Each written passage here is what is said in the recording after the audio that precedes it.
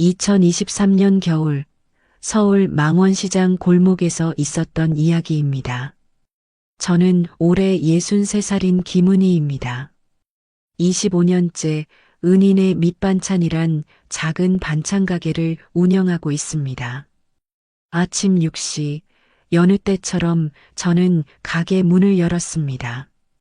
시장 골목은 아직 어두웠지만 생선가게 영감님은 벌써 손질한 고등어를 진열하고 계셨고 건너편 채소가게 순자 언니는 얼어붙은 손을 호호 불며 물을 다듬고 있었습니다. 예전에는 이맘때쯤이면 김장철이라 가게 앞에 줄이 길게 섰었는데 요즘은 대형마트가 들어서고 1인 가구가 늘어나면서 장사가 많이 힘들어졌습니다. 그래도 저는 매일 새벽부터 일어나 정성껏 반찬을 만듭니다. 30년 경력의 자부심이랄까요?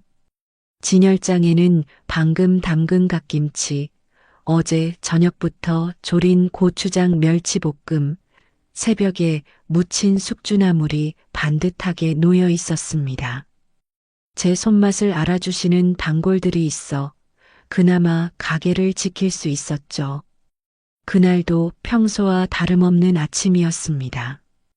찬바람에 코끝이 빨개진 아침 손님들이 하나둘 들르기 시작했고 저는 몸이 차가운 손님들에게 따뜻한 어묵 국물을 한 컵씩 건네고 있었습니다.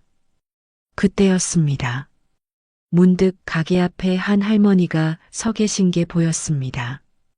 80대 후반으로 보이는 할머니는 낡은 보라색 파카에 오래 신으신 듯한 운동화를 신고 계셨습니다. 허리는 굽으셨고 장바구니는 바닥이 다 닳아 있었습니다. 할머니는 한참 동안 진열장 앞에서 망설이시다가 조심스럽게 가게 안으로 들어오셨습니다. 떨리는 손으로 반찬들을 하나하나 살피시는데 그 모습이 마치 6년 전 돌아가신 우리 엄마를 보는 것 같았습니다. 1,000원짜리는 없나요? 할머니의 작은 목소리가 가게 안을 맴돌았습니다. 요즘은 물가가 너무 올라서 1,000원짜리 반찬은 찾아보기 힘들어졌습니다. 게다가 할머니의 손이 떨리셔서 반찬을 집으려다 그릇을 떨어뜨릴 뻔한 걸 보고는 제 가슴이 찡해졌습니다. 문득 엄마 생각이 났습니다. 돌아가시기 전 치매로 고생하시면서도 은희야, 사람들한테 정성과 진심을 담아 반찬을 팔아라. 그게 내 복이 될 거야. 라고 하셨던 말씀이 귓가에 맴돌았습니다. 밖에서는 차가운 겨울바람이 불고 있었지만 가게 안은 김치찌개 끓이는 따뜻한 김이 가득했습니다. 할머니의 떨리는 손을 바라보며 저는 그날 제 인생을 바꾸는 큰 결정을 하게 됩니다. 할머니, 이리 앉으세요. 저는 가게 한켠에 놓아둔 작은 의자를 내어드렸습니다. 할머니는 처음엔 망설이시다가 천천히 앉으셨습니다. 주름진 손으로 장바구니를 꼭 쥐고 계신 모습이 안쓰러웠습니다. 우리 할머니, 아침 드셨어요? 제가 묻자 할머니는 고개를 저으셨습니다.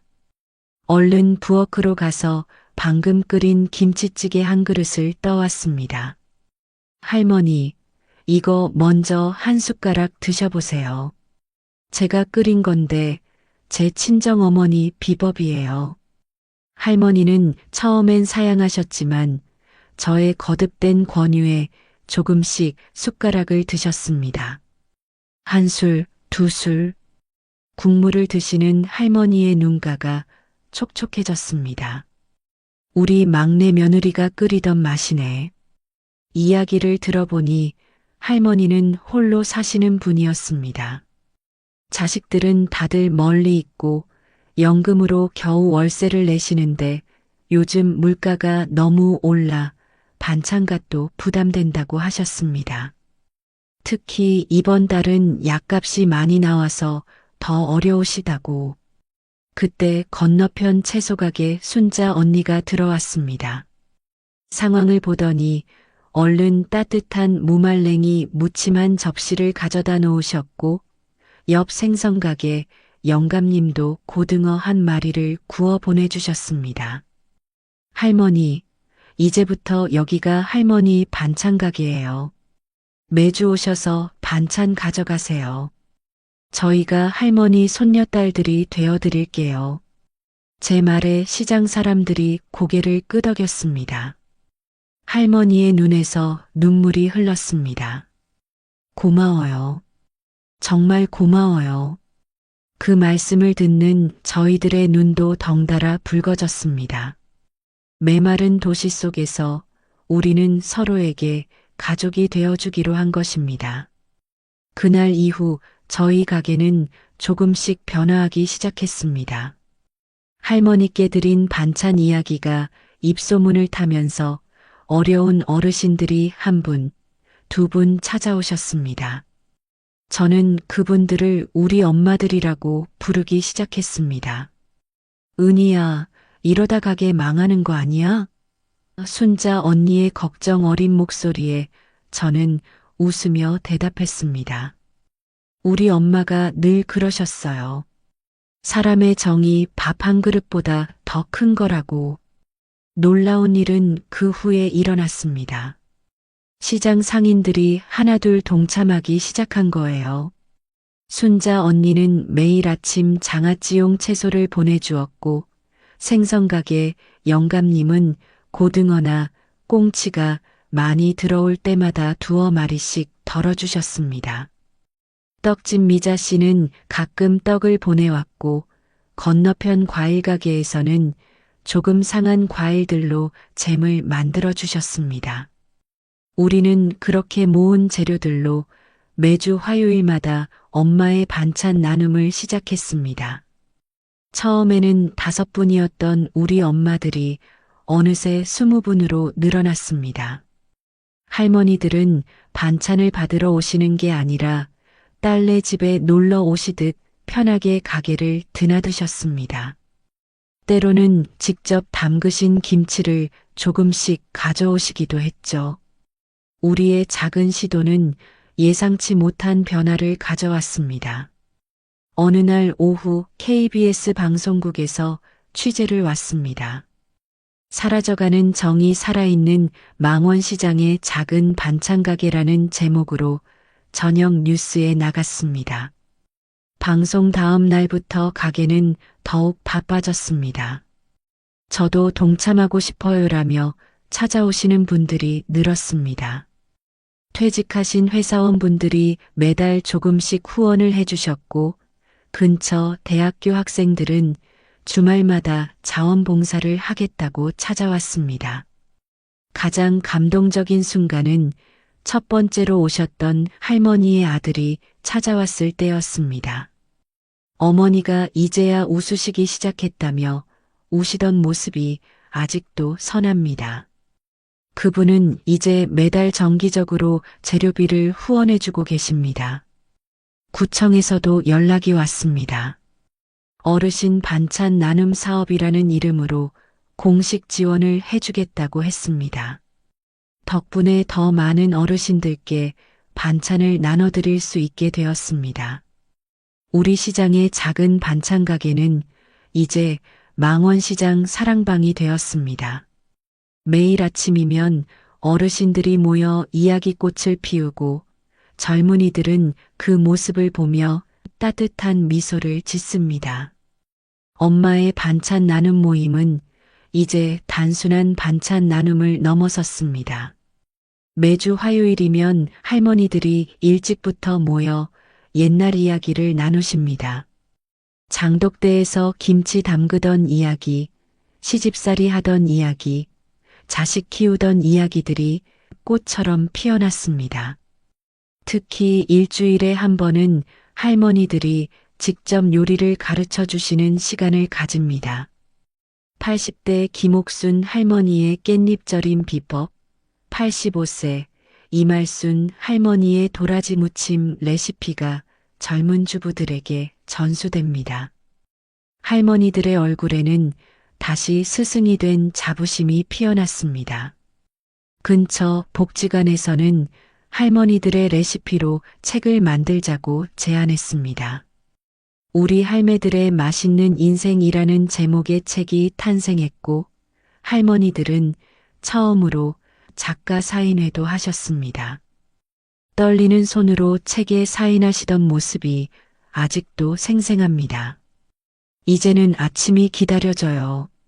처음 오셨던 할머니가 어느 날 말씀하셨습니다.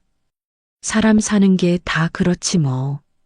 이렇게 서로 의지하면서 사는 거지. 할머니의 주름진 얼굴에 밝은 미소가 번졌습니다. 시장 입구에 할매들의 부엌이라는 작은 공간이 생겼습니다. 구청의 지원으로 마련된 이곳은 할머니들이 젊은이들에게 요리를 가르치는 공간입니다.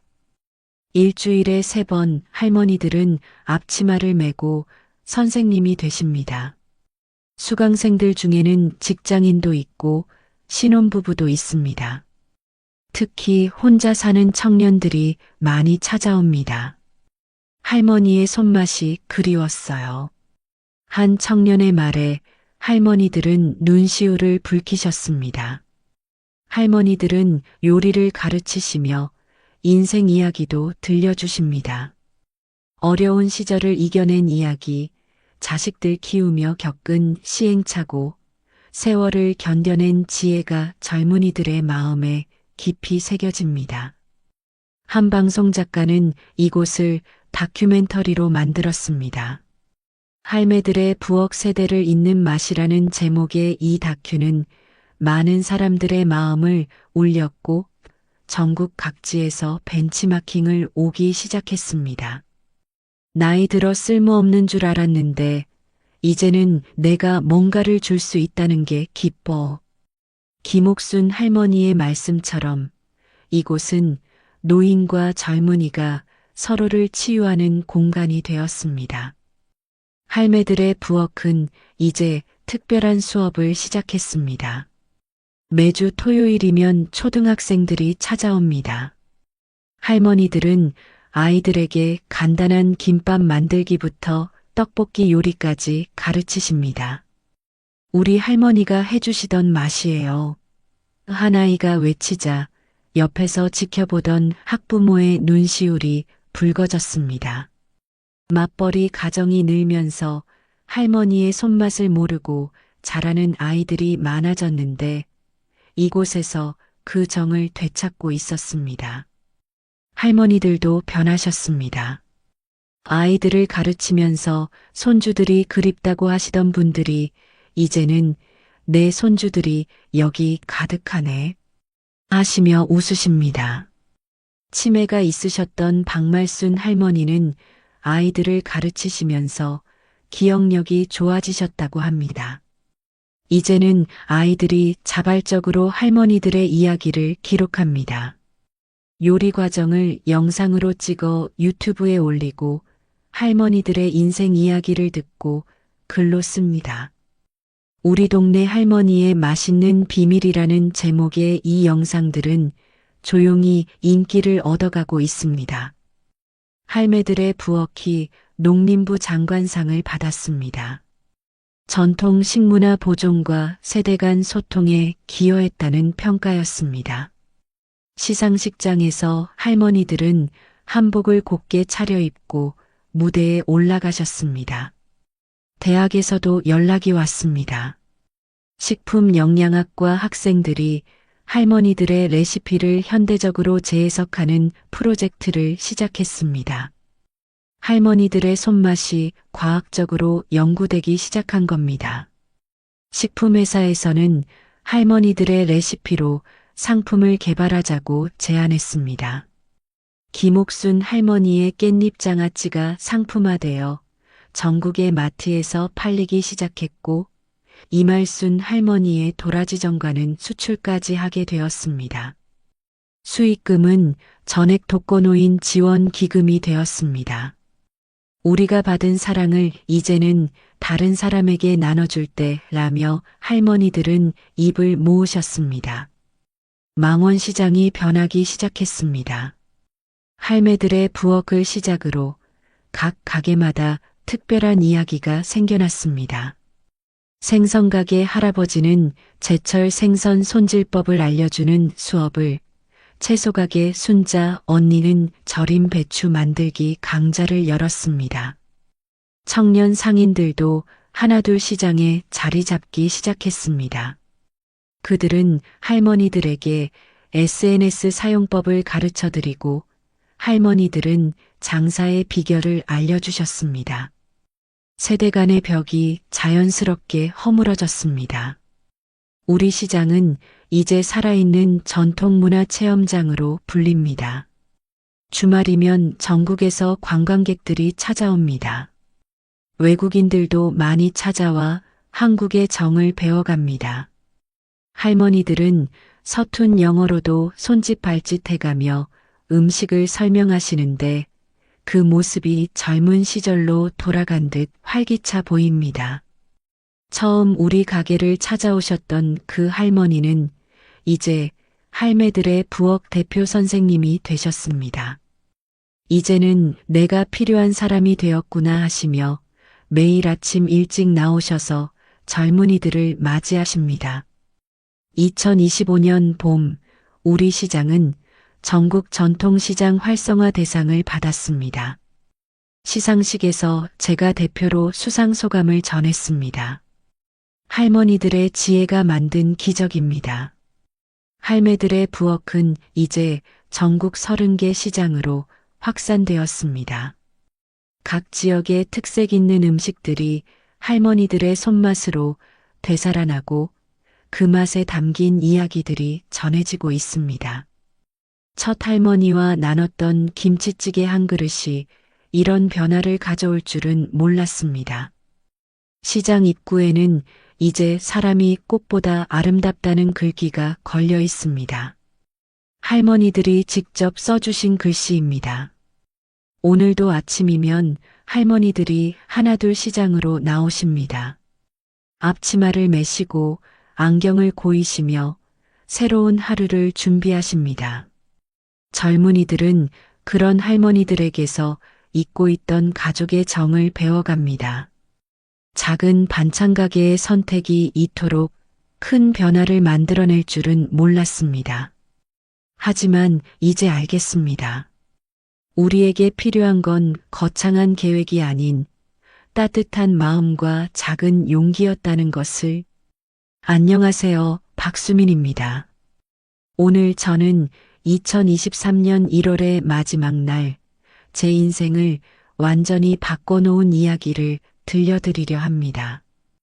30을 바라보는 나이에 여전히 서빙 일을 하고 있다는 게 부끄러웠지만 매달 꼬박꼬박 들어오는 월급으로 혼자 사는 어머니를 도울 수 있다는 게 위안이었습니다. 그날은 유난히 추웠습니다. 영하 15도를 밑도는 한파에 거리는 얼어붙어 있었고 매서운 칼바람이 온몸을 에워쌌습니다. 하늘에서는 잔설이 흩날렸고 가로등 불빛 아래로 하얀 입김이 피어올랐습니다. 라 루체는 강남에서도 손꼽히는 고급 레스토랑이었습니다. 샹들리에 아래로 은은히 퍼지는 재즈 선율, 오크 원목으로 장식된 클래식한 인테리어, 숙성된 와인 향이 가득한 공간이었죠. 웨이터들은 모두 검은색 조끼에 흰색 셔츠를 단정하게 차려입고 프로페셔널한 미소를 잃지 않았습니다. 저녁 7시, 레스토랑이 가장 붐비는 시간이었습니다.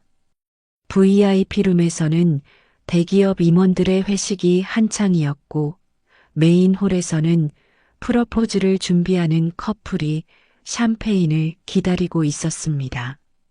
주방에서는 끊임없이 주문이 밀려 들어오는 소리가 들렸고 테이블에서는 은색 커트러리가 부딪히는 소리가 경쾌하게 울렸습니다. 그때였습니다. 유리문이 열리며 찬바람과 함께한 노인이 들어섰습니다. 낡은 회색 패딩에 다른 운동화, 덥수룩한 수염, 그리고 주름진 얼굴. 노인의 모습에서 거리 생활의 흔적이 역력했습니다. 눈과 비에 젖은 외투에서는 물방울이 떨어졌고 어깨에는 하얀 눈이 소복이 쌓여 있었습니다. 순식간에 매장 안 분위기가 얼어붙었습니다. 손님들의 수저질이 멈췄고 웨이터들의 발걸음도 멈춰섰습니다. 주방에서 일하던 셰프들도 조리를 멈추고 홀을 바라봤습니다. 누군가는 인상을 찌푸렸고 누군가는 고개를 돌렸습니다.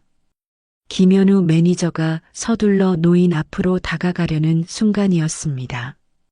제 발이 먼저 움직였습니다. 지금도 그 순간을 생각하면 가슴이 먹먹해집니다. 무슨 용기로 그렇게 했는지, 어떤 마음이 앞섰는지 정확히 설명하기는 어렵습니다. 다만 노인의 떨리는 손과 굽은 등을 보는 순간 10년 전 돌아가신 할아버지가 떠올랐습니다. 시골 초등학교에서 평생을 교직에 몸담으셨던 할아버지는 늘 말씀하셨죠. 사람이 사람답게 사는 게 중요하다고.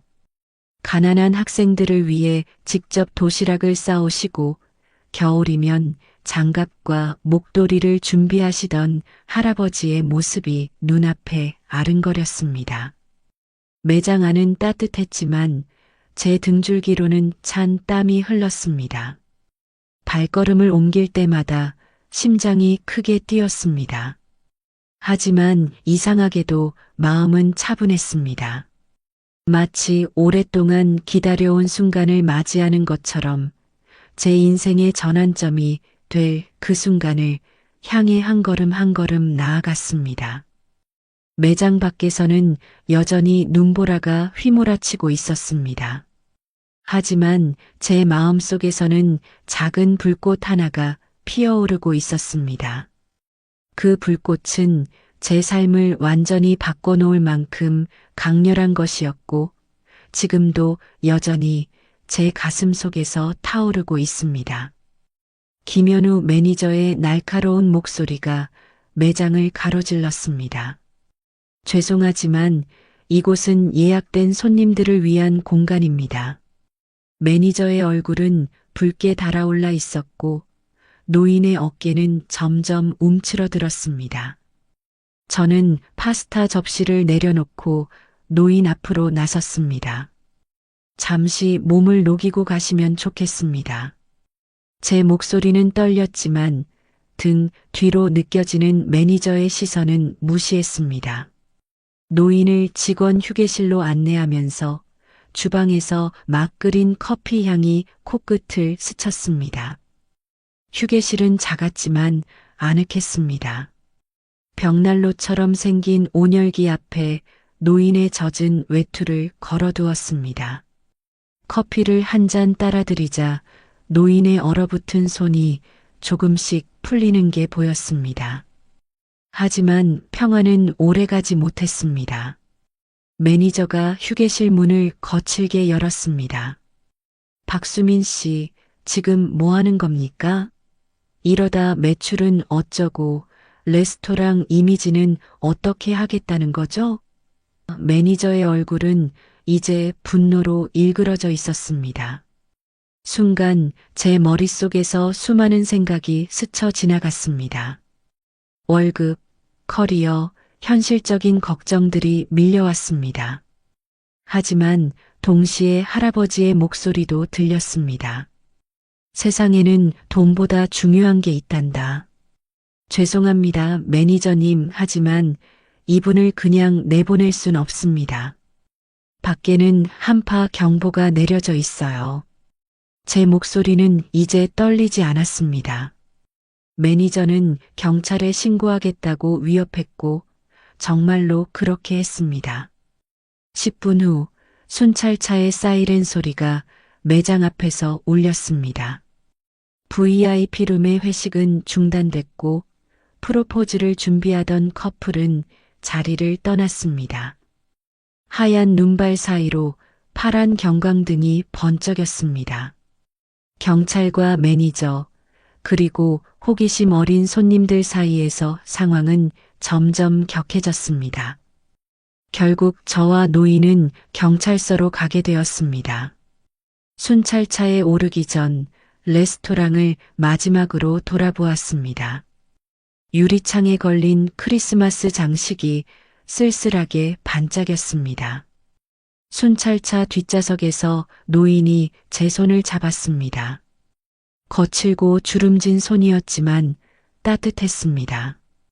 차창 밖으로는 도시의 불빛이 흐릿하게 스쳐 지나갔고 눈은 여전히 조용히 내리고 있었습니다. 그 순간 이상하게도 마음이 평온해졌습니다. 제가 선택한 길이 옳았다는 확신이 들었기 때문입니다. 경찰서의 차가운 형광등 아래 노인의 소지품 확인이 시작됐습니다. 낡은 외투 주머니에서 나온 것은 뜻밖에도 금도금 만년필이었습니다. 모던한 디자인의 몽블랑 만년필은 은은한 광채를 내며 검은 천으로 정성스럽게 쌓여 있었습니다. 당직 경찰관의 손길이 만년필을 살피다 멈췄습니다. 손잡이 부분에 새겨진 작은 글씨, 그리고 전화번호를 발견한 순간이었습니다. 노인의 흐린 눈빛이 순간 초점을 찾았습니다. 석 달 만에 처음으로 또렷한 목소리가 흘러나왔습니다. 아들놈이 준 선물입니다. 작년 생일에. 노인의 목소리는 떨렸지만 또렷했습니다. 기억의 파편이 하나둘 되살아나는 듯 했습니다. 만년필을 바라보는 노인의 눈가에 맑은 눈물이 맺혔습니다. 경찰관이 전화를 걸었습니다. 한밤중이었지만 수화기 너머에서 안도의 한숨이 들렸습니다. 30분, 그 짧은 시간이 마치 영원처럼 느껴졌습니다. 마침내 경찰서 문이 열렸고 정장 차림의 젊은 남자가 숨을 몰아쉬며 들어왔습니다. 아버지, SK그룹 정태윤 부사장의 외침이 적막한 경찰서를 울렸습니다. 아들은 아버지를 꼭 끌어안았고 그 품 안에서 노인은 어린아이처럼 울었습니다. 치매 초기 증상으로 집을 나가신 지 석 달, 수많은 CCTV를 뒤지고 전단지를 붙였지만 찾지 못했던 아버지였습니다. 만년필은 정 부사장의 첫 승진날 받은 선물이었습니다. 치매로 많은 것을 잊어가면서도 아버지는 이 만년필만은 끝까지 간직하고 계셨습니다. 아들을 잊지 않으려는 필사적인 의지가 고스란히 담겨 있는 물건이었습니다. 박 씨 덕분입니다. 정말 감사합니다. 정 부사장이 제 손을 꼭 잡았습니다. 창밖으로는 여전히 눈이 내리고 있었지만 경찰서 안은 따뜻했습니다. 작은 만년필 하나가 이어준 기적 같은 만남, 그리고 그 만남이 제 인생을 바꿔놓을 줄은 그때까지만 해도 전혀 몰랐습니다. 정태윤 부사장은 아버지와 함께 경찰서를 나서기 전 은은한 광택이 도는 명함을 건넸습니다. 두꺼운 파피루스 용지에 은박으로 새겨진 SK그룹 CSR 본부 부사장 정태윤이라는 글자가 차가운 형광등 아래서 반짝였습니다. 내일 오전 10시 SK본사로 와주시겠습니까? 박수민 씨와 나눌 이야기가 있습니다. 그날 밤 제 원룸에서는 한숨도 잠들지 못했습니다. 작은 창문 너머로 보이는 서울의 야경이 평소와는 전혀 다르게 느껴졌습니다. 불빛 하나하나가 마치 별처럼 빛났고 도시의 소음마저 잔잔한 음악처럼 들렸습니다. 침대에 누워 천장을 바라보며 오늘 하루를 되새겼습니다. 새벽녘까지 수십 번 명함을 만지작거렸습니다. 3년간 레스토랑 서버로 일하면서 이런 기회가 올 거라고는 상상도 하지 못했습니다. 대학 졸업 후 취업에 번번이 실패하면서 자신감을 잃어갈 때였습니다. 라 루체에서 서빙 일을 시작한 것도 더 이상 다른 선택지가 없었기 때문이었습니다. 아침이 밝았습니다. 오랜만에 꺼내 입은 정장은 어색했지만 거울 속 제 모습은 어제와는 다른 사람 같았습니다. 테헤란로의 SK 본사 앞에 섰을 때는 아침 8시 30분, 약속 시간보다 한참 일찍 도착했습니다. 60층 높이의 유리 건물이 겨울 아침 햇살을 받아 찬란하게 빛났고 수많은 직장인들이 분주히 오가고 있었습니다. 로비에서 방문증을 받는 손이 떨렸습니다. 안내 데스크 직원은 친절하게 미소 지으며 50층 임원실로 가는 길을 설명해 주었습니다. 엘리베이터 안에서 만난 직원들은 모두 자신감 넘치는 발걸음과 당당한 눈빛을 가지고 있었습니다. 50층 버튼을 누르는 순간 가슴이 쿵쾅거렸습니다. 정 부사장의 사무실은 건물 동쪽에 자리 잡고 있었습니다. 통유리창 너머로 강남의 전경이 한눈에 들어왔고 멀리 남산타워도 보였습니다. 어제 일을 자세히 들었습니다. 매출과 이미지가 전부가 아니라는 걸 보여주셨더군요. 우리 회사가 추구하는 가치와 잘 맞을 것 같습니다. 이어진 인사팀과의 면접은 예상과는 달랐습니다. 스펙이나 경력을 묻는 대신 제가 가진 가치관과 삶의 방향성에 대해 이야기를 나눴습니다.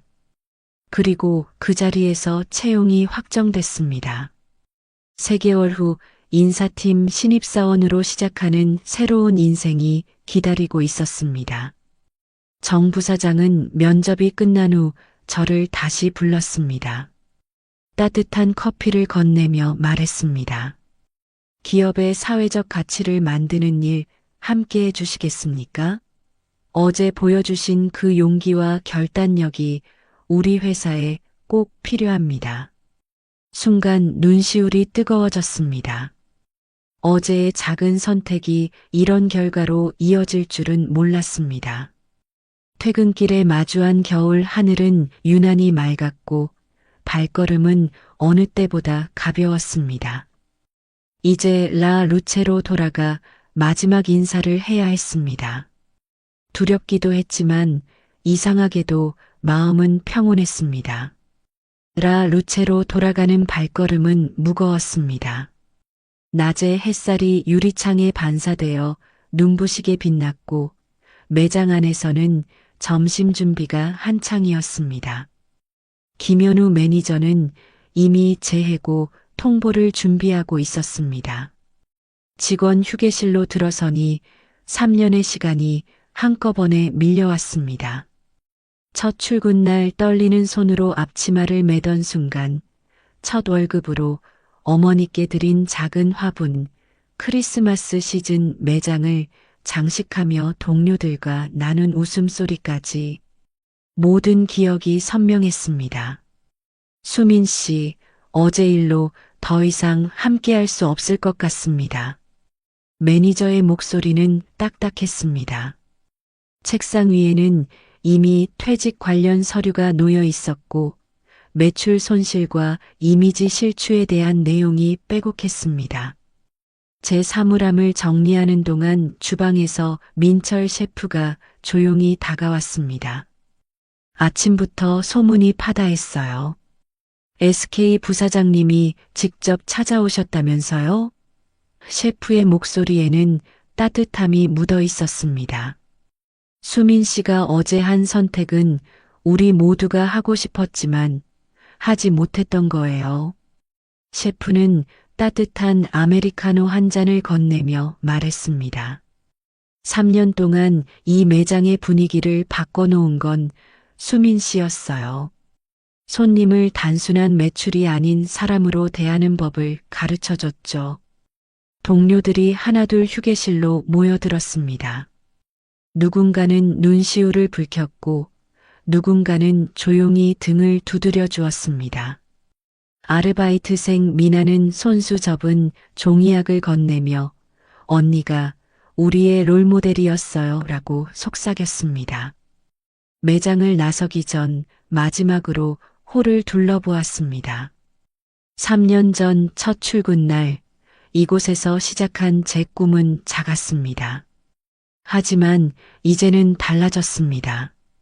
어제의 선택이 제게 가르쳐 준 것이 있다면 때로는 옳은 일을 위해 용기를 내야 한다는 것이었습니다. 현관 유리문을 나서는 순간 겨울 햇살이 따뜻하게 얼굴을 비추었습니다. 가방 안에는 SK 사원증이 들어 있었고 앞으로의 새로운 여정에 대한 기대감이 가슴 한켠에서 피어올랐습니다. 2023년 3월 봄의 시작과 함께 SK그룹 신입사원 교육이 시작됐습니다. 영등포 연수원의 벚꽃이 막 꽃망울을 터뜨리기 시작할 무렵이었습니다. 첫날부터 ESG 경영과 사회적 가치 창출에 대한 강의가 이어졌습니다. 처음 접하는 기업 문화는 낯설면서도 흥미로웠습니다. 출근 첫날 정태윤 부사장은 직접 신입사원 교육장을 찾아왔습니다. 우리가 만드는 변화가 세상을 더 나은 곳으로 만들 수 있습니다. 부사장의 강의는 기업의 사회적 책임이 단순한 구호가 아닌 실천이어야 한다는 메시지로 가득했습니다. 교육장에는 저와 비슷한 꿈을 가진 30명의 동기들이 있었습니다. 대부분 명문대 출신의 화려한 스펙을 가진 사람들이었지만 그들의 이야기 속에서 사회를 변화시키고 싶다는 진정성이 느껴졌습니다. 특히 CSR팀 배정을 받은 동기들과는 매일 밤 늦게까지 토론을 이어갔습니다. 한 달간의 교육은 제 시야를 넓혀주었습니다. 기업이 단순히 이윤을 추구하는 것을 넘어 어떻게 사회 문제를 해결할 수 있는지 배웠습니다. 취약계층 지원 프로그램, 환경보호정책, 사회적 기업 육성 등 다양한 프로젝트를 접하면서 가슴이 뛰었습니다. 교육 마지막 날, 우리는 팀 프로젝트 발표를 했습니다. 제가 속한 팀은 노숙인 자활 지원 프로그램을 제안했습니다. 그날 밤 라 루체에서의 경험이 프로젝트의 시작점이 됐습니다. 발표가 끝난 후 정 부사장은 제 어깨를 두드리며 말했습니다. 그날 밤의 선택이 틀리지 않았다는 걸 이제 아시겠죠? 4월, 드디어 본격적인 업무가 시작됐습니다. CSR 본부 신입사원으로서 첫 발을 내딛는 순간 제 책상 위에는 작은 화분이 놓여 있었습니다.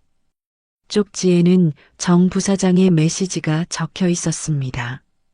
작은 씨앗이 큰 나무가 되듯 당신의 용기가 세상을 변화시킬 것입니다. 이제 매일 아침 출근길에 마주하는 SK 본사 건물은 더 이상 낯설지 않습니다. 유리창에 비친 제 모습 속에서 새로운 희망과 자신감이 보입니다. 때로는 업무가 버겁고 힘들 때도 있지만 그날 밤 노인의 떨리는 손을 잡았던 순간을 떠올리면 다시 힘이 납니다. 정태윤 부사장의 아버지 정한수 교수님은 강북 삼성병원에서 치료를 받기 시작했습니다. 매주 토요일이면 저는 병실을 찾았습니다. 처음에는 부사장님의 권유로 시작한 방문이었지만 점차 교수님과의 대화가 기다려지는 시간이 되었습니다. 교수님의 기억은 조금씩 돌아왔습니다. 40년간 서울대 철학과 교수로 재직하셨다는 것, 학생들에게 걸어다니는 양심이라고 불렸다는 이야기를 들려주셨습니다. 특히 인상 깊었던 건 교수님의 제자 이야기였습니다. 가난한 학생들을 위해 장학금을 마련하고 졸업생들의 취업을 위해 밤늦게까지 추천서를 쓰셨다고 했습니다. 그날 밤 수민 씨를 보는 순간 내가 잊고 있던 무언가를 떠올렸어요. 교수님의 목소리는 잔잔했습니다. 인간다움이란 결국 타인을 향한 따뜻한 마음이 아닐까요? 그 말씀은 제 가슴 깊이 새겨졌습니다. 5월이 되자 교수님은 퇴원하셨습니다. 이제는 매주 일요일마다 교수님 댁의 서재에서 철학 이야기를 나눕니다. 책장 가득 꽂힌 철학책들 사이에서 저는 삶의 본질적인 가치에 대해 배우고 있습니다. 교수님은 여전히 그 금도금 만년필을 소중히 간직하고 계십니다.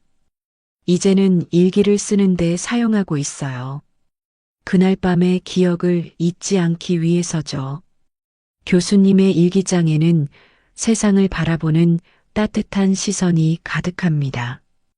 가끔은 제 이야기도 적혀 있다고 하시며 수줍게 웃으십니다. 교수님의 회복은 마치 기적 같았습니다. 의사 선생님들은 가족의 사랑과 지속적인 대화가 치매 진행을 늦췄다고 설명했습니다. 하지만 저는 압니다. 진정한 치료제는 교수님의 마음속에 있던 인간에 대한 믿음이었다는 것을, 그리고 그 믿음이 저를 통해 다시 한번 확인되었다는 것을. 입사 6개월 차, 저는 첫 대형 프로젝트를 맡게 됐습니다. 희망의 식탁이라는 이름의 노숙인 자활 지원 사업이었습니다. 전국의 고급 레스토랑들과 협력해 노숙인들에게 따뜻한 식사와 함께 자활 기회를 제공하는 프로젝트였습니다. 프로젝트의 시작은 순탄치 않았습니다. 대부분의 레스토랑들이 이미지 실추를 우려했고 일부 임원들도 실현 가능성에 의문을 제기했습니다. 하지만 정 부사장님의 전폭적인 지지가 있었습니다. 수민 씨, 당신이 보여준 그 하룻밤의 용기를 이제는 시스템으로 만들어 봅시다.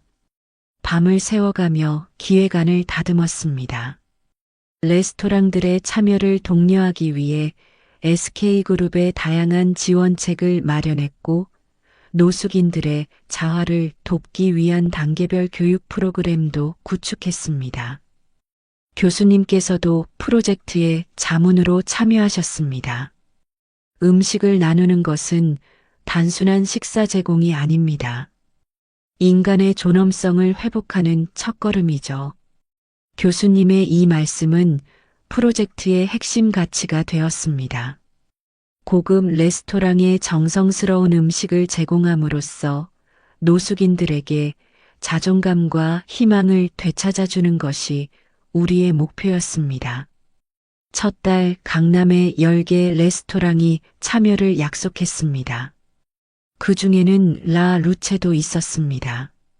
김현우 매니저는 이미 퇴사한 후였고 새로운 매니저는 우리의 취지에 깊이 공감했습니다. 매주 목요일 저녁 레스토랑들은 노숙인들을 위한 특별한 공간이 되었습니다. 정성스럽게 차려진 식사, 따뜻한 미소, 그리고 새로운 시작을 위한 기회. 처음에는 낯설어 하던 손님들도 이제는 이 특별한 저녁을 이해하고 응원하기 시작했습니다. 프로젝트는 서서히 확대되어 갔습니다. 연말까지 서울 시내 50개 레스토랑이 참여를 약속했고 100명이 넘는 노숙인들이 요리사 교육을 받기 시작했습니다. 그중 10명은 이미 레스토랑 주방에서 새로운 삶을 시작했습니다. 1년이 지난 어느 겨울밤 다시 라 루체를 찾았습니다. 매장의 분위기는 완전히 달라져 있었습니다.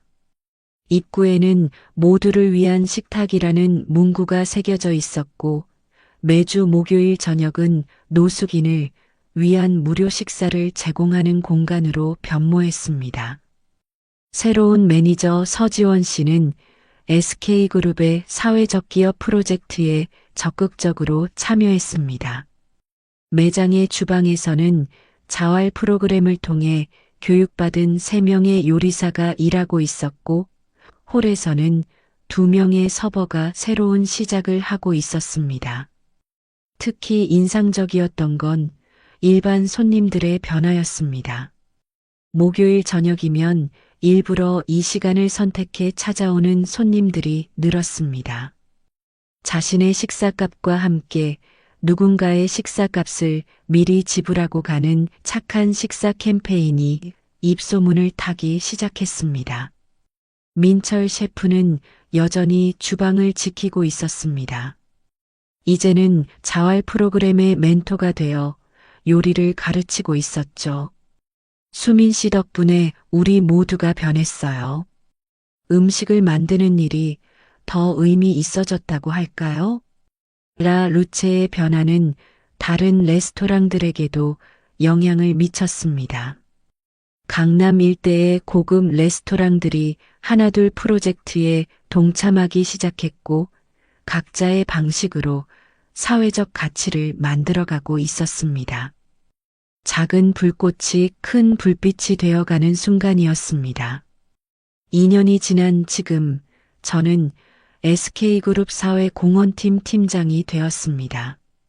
희망의 식탁 프로젝트는 전국 200개 레스토랑으로 확대되었고 1000명이 넘는 노숙인들이 새로운 삶을 시작했습니다. 매주 목요일 저녁이면 여전히 라 루체를 찾습니다. 그날의 기억을 떠올리며 노숙인 분들과 함께 식사를 합니다. 정한수 교수님도 종종 들르셔서 철학 이야기를 들려주십니다. 교수님의 치매는 더 이상 진행되지 않았고 오히려 많은 기억을 되찾으셨습니다. 지난 주말 한 특별한 행사가 있었습니다. 희망의 식탁 일기 수료생들의 레스토랑 개업식이었습니다. 그들은 자신들의 레스토랑에서도 매주 하루는 노숙인들을 위한 식사를 제공하기로 했습니다. 선한 영향력은 이렇게 퍼져나가고 있었습니다. 그날의 개업식에서 정태윤 부사장님이 말씀하셨습니다. 한 사람의 용기 있는 선택이 수많은 사람의 인생을 바꿀 수 있습니다. 수민 씨가 그것을 증명해 주었죠. 지금도 매일 아침 출근길에 그날의 기억을 떠올립니다.